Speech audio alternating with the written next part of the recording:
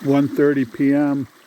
24 hours later, next day, on the 8th.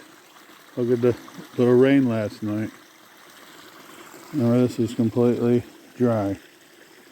Yesterday. Completely dry. It really didn't rain that much, neither.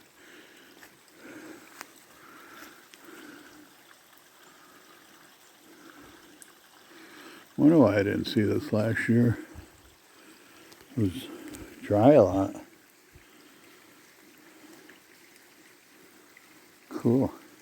Can't believe how much it filled up. A lot of water coming down from somewhere. Well, there's a big mountain there over that way.